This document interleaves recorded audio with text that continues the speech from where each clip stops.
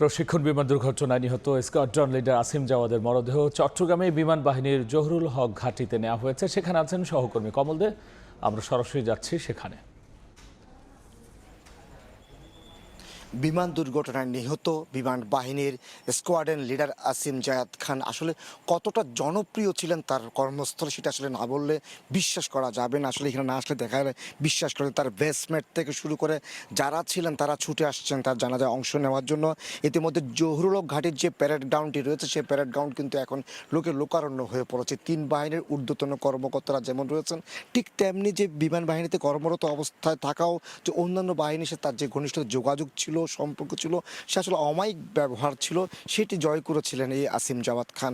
সেই কারণে আমরা দেখতে পাচ্ছি যে অর্থাৎ জানাজা তার প্রস্তুতি চলছে এবং এই জানাজায় অংশ নেওয়ার জন্য বাংলাদেশ সেনাবাহিনী, নৌবাহিনী এবং বিমান বাহিনীর ঊর্ধ্বতন কর্মকর্তাদের পাশাপাশি তাদের সাথে যার পরিচয় ছিলেন তারা সবাই আসলে সমবেত হয়েছেন এই জানাজার প্যারেড গ্রাউন্ডের মধ্যে। যে প্যারেড গ্রাউন্ড থেকে অর্থাৎ এই প্যারেড গ্রাউন্ডে কিন্তু দিন কেটেছে আসিম জাওয়াদ খানের এবং এখান থেকে তিনি বিমান উড্ডয়ন করেছিলেন এবং এখান থেকে তিনি আসলে এখন শাহাদাত বরণ করে তার জানাজাটা শুরু হচ্ছে। কিছুক্ষণের মধ্যে আমরা দেখতে পাচ্ছি তিন বাহিনীর ঊর্ধ্বতন কর্মকর্তা, বিমান বাহিনীর সব ঊর্ধ্বতন কর্মকর্তা ইতিমধ্যে জানাজার মাঠে যে প্যারেড মাঠ সেই প্যারেড মাঠে সমবেত হচ্ছেন। কিছুক্ষণ পরেই এই জানাজা শুরু হবে এখানের মধ্যে।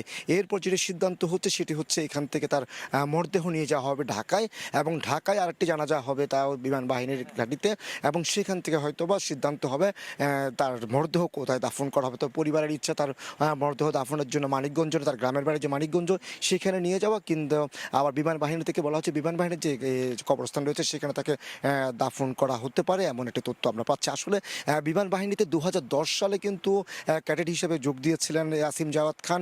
2011 সালে তিনি কমিশন প্রাপ্ত হন এবং সোর্ড অফ অনার। তার কর্মজীবনে তিনি কখনো দ্বিতীয় হননি, সব কিছুতে ছিলেন, তিনি ছিলেন প্রথম স্থান অধিকার করেছেন এবং কর্মজীবন গত 14 বছর তিনি অসীম সাহসের সাথে দায়িত্ব পালন করে গেছেন। আজকেও ঠিক চেষ্টা করেছিলেন, তার যে বিমান যখন আগুন লেগে যায় তিনি বিমানটাকে রক্ষা করার চেষ্টা করেছেন শেষ মুহূর্ত পর্যন্ত।